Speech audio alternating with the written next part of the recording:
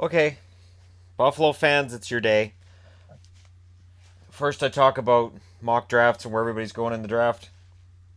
And now it's Buffalo's turn for me to talk about going forward, how things are going to work.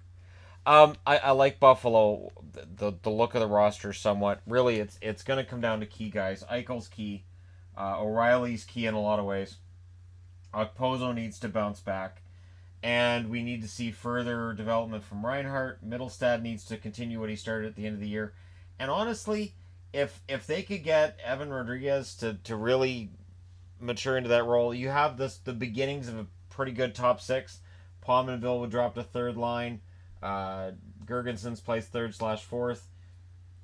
Josephson's probably not going to be re-signed. I would think Nolan and Pouliot are out. And then also, so with those guys, you have Nylander over here, and Alex Nylander could very well bump up into one of those spots and get one of those spots. But Alex Nylander, I'm a little bit. His numbers were a little underwhelming this year, so I'm a little bit concerned. But Buffalo's offense, I think, is okay. It's not fantastic, but it should be better next year than it was this year. Eichel, if he can stay healthy, he should be good for 70, 75 points, maybe even as high as 82 or 85. The blue line suddenly gets better. So Dahlin, who's over here, he hasn't been signed, he hasn't even been drafted yet. You add Dahlin to this blue line. You got Ristolainen, you got Scandella. Uh, I, I, I don't know. I want to put Bolya in the top four and go, well, yeah, Bolya, but I don't know. I'll just say McCabe just because I want to be different. I'm not. I've never been sold on Zach Bogosian. Not really. And at 5.142 million for another 2 years, eh, I I don't know. I don't know if they can find any room. I don't know. I guess we'll see. Where they're at financially is really kind of awesome. So other teams have been going through all the contracts. Let's take a look. Eichel's got a $10 million contract that runs forever. He's not going anywhere. O'Reilly's at 7.5 million until 2022-2023 when he becomes UFA. Okpozo 6 million a year until 2022-2023. I don't think they've been overly happy with the return on the investment so far, but Okpozo can still turn it around. Pominville at 5.6 million for one more year. They can afford that. They got lots of cap space. It's nice to see Pominville back with Buffalo. Gergensons at 1.6 million for another year. He becomes a restricted free agent with arbitration rights next summer. Johan Larsson 1.475 million till next summer when he's a restricted free agent with arbitration rights. And Pouliot, Nolan, Josephson all likely on their way out. Middlestad's on his entry level contract for 2 more years. Then he's a restricted free agent. Reinhardt's a restricted free agent. I believe that's next summer, but I seem to remember reading it as being this summer. Yeah, it's this summer. Okay, so Reinhardt's a UFA or an RFA this summer. I got caught up in the numbers. So Reinhardt's an RFA right now, and he's going to get a raise, but it's not going to be a huge one. He's not going to get a huge raise. It's not going to happen. His numbers were good at the end of the year, but really, I think this is where the infamous bridge contract comes in. So, say like a 2 or 3 year deal, a show me contract. Show me what you can do, and I think Reinhardt probably takes that. Rodriguez has one more year at 650K. Scott Wilson's a restricted free agent with arbitration rights. They'd probably bring him back, I would think. And their forward group is pretty solid. So Reinhardt's the only one out there that's likely getting a raise. They have 24 million in cap space next year as things stand right now. Dahlin is going to be on an entry level contract, even with all the bonuses in the world. That only eats a few million out of that 24. Ristolainen 5.4 million until 2021-2022. Zach Bogosian, I'm telling you, if somebody wants to take that $5 million, if they can find somebody to take that, add up more cap space, and if they could bring in John Carlson, Buffalo can do what Colorado did and turn things around right away. Josh Georges is likely on his way out as a free agent. Scandella $4 million for 2 more years. I've said, and I still think Scandella mildly overpaid, but you know what? For what Buffalo needs right now, it's good to have him back there. Bolya has one more year.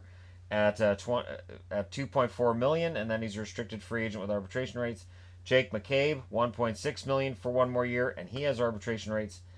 Victor Antipin, restricted free agent this summer, might get a raise if they bring him back. I would imagine they bring him back, but we'll see what they do there. They have definitely got enough guys there that they could move one or two out, or there's minor deals to be had if you're Buffalo. The big deal is they won the draft lottery yesterday. On the behind this defense, Leonard's a restricted free agent with arbitration rights. Nobody's picking him up that I can think of while he's restricted free agent. He's coming off a contract that paid him $4 million a year. Odds are he's going to want to get that same amount of pay for another 4 or 5 years, and it's a matter of who's going to be willing to pay him that. Chad Johnson, UFA this summer. He's not coming back. And Ullmark's been tagged as the guy who's going to take over the Nets. Ullmark came up at the end of the year. The results, mixed. I don't know that I look at Ullmark and say future top 10 starter. He's had a good run in the American League. Let's see what he can do at the NHL level, and let's not get ahead of ourselves. Molson's buried in the minors. His $5 million cap hit likely stays buried next year if he doesn't retire. And Gooley. The real big thing here isn't just that Dahlin's coming in, but Brendan Gooley probably comes in and plays full time. So what you've got there then is you've got Risto. I'm just writing this out.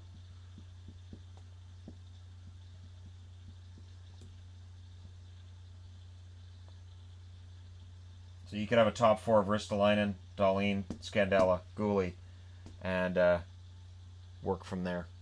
And I think that's a better top four than what they had most of this season. I think that goes without saying.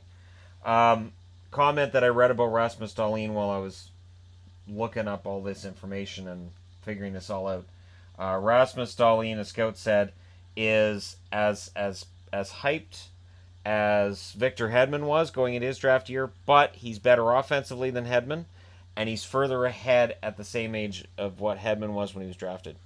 So that's how good Dahlin is. It's pretty much everybody across the board agrees, and that will make Buffalo better going forward. With all of this cap space and a key guy on the blue line joining a marquee guy up front like Eichel, you may be able to attract interest from free agents. Buffalo may not be considered a place you don't want to go and may become a place where you want to go. And of course, Buffalo fans are going to take that to the ridiculous degree of, well, maybe we can get Erik Karlsson, but you know what? Erik Karlsson hasn't been moved anywhere yet, and I'm not betting on him getting moved anywhere just yet. It's going to be interesting to see what the Buffalo Sabres do from here, and how many of these guys here, like Gooley, Nylander, and Ullmark, are going to make their impact next year, and what that's going to do for Buffalo. But man, going into the draft knowing they're getting Dahlin, they've got their own second-round pick. They don't have a third, but they have 2 fourth-round picks. They have a chance to really come out of this draft pretty darn good, and it'll be interesting to see what happens with them. But let me know what you guys think. If you're a Sabres fan, how exciting is it today? How much better do you expect Dahlin to make this team right out of the gate? Because again, all the reports are the guy's fantastic, and I haven't seen anything anywhere in any report to make me think he's not. So I trust the scouts. I trust the GMs that are excited about this guy. And I trust the Sabres won't screw it up.